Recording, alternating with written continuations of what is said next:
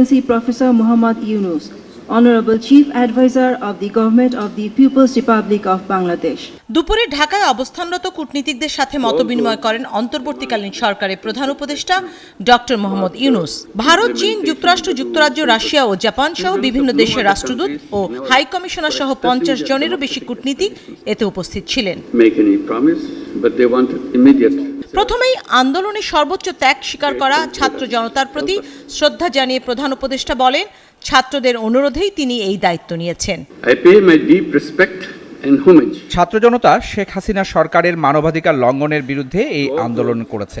যারা সর্বোচ্চ ত্যাগ করেছে তাদের প্রতি বিশেষ শ্রদ্ধা। শিক্ষার্থীদের অনুরোধে আমি এই দায়িত্ব নিয়েছি। ডক্টর ইউনুস বলেন, শেখ হাসিনার স্বৈরাচারী মনোভাব ও যে কোনো মূল্যে ক্ষমতায় টিকে থাকার চেষ্টাই দেশের সব প্রতিষ্ঠান ধ্বংসের কারণ।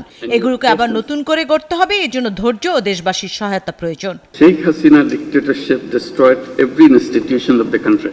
আমাদের সবকিছু ধ্বংস হয়ে গেছে, অনিয়ম আর দুর্নীতিতে ধ্বংস হয়ে গেছে। আমাদের নতুন করে শুরু করতে হচ্ছে। আপনাদের ধৈর্য ধরার আহ্বান জানাচ্ছি। তিনি সতর্ক করে বলেন, দেশের পোশাক রপ্তানি খাতকে বাধাগ্রস্ত করলে সেটি কোনোভাবেই গ্রহণযোগ্য হবে না। ব্যাংক সহ দেশের আর্থিক খাতকে পুনর্গঠনের কথাও বলেন তিনি। বিশ্ববাজারে তৈরি পোশাকে বাংলাদেশের অবস্থান দ্বিতীয় শীর্ষ। তাই দেশের এই পোশাক রপ্তানি খাতকে বাধাগ্রস্ত করলে সেটি কোনোভাবেই সহ্য করা হবে না। ব্যাংকিং খাত সহ আর্থিক খাত পুনর্গঠনেরও উদ্যোগ নেওয়া হচ্ছে। ছাত্র আন্দোলনে হত্যাকাণ্ডের ঘটনায় জাতিসংঘের তদন্তের আগ্রহকে সাধুবাদ জানিয়ে ডক্টর ইউনুস বলেন, বাংলাদেশ সব সহযোগিতার জন্য প্রস্তুত। কূটনীতিকদের পরামর্শ ছিল স্বল্প সময়ের মধ্যে নির্বাচন করা, দেশের সব খাতের পুনর্গঠনের পরই সেটি করা হবে বলে তাদেরকে আশ্বস্ত করেন প্রধান উপদেষ্টা। Elections were rigged blatantly.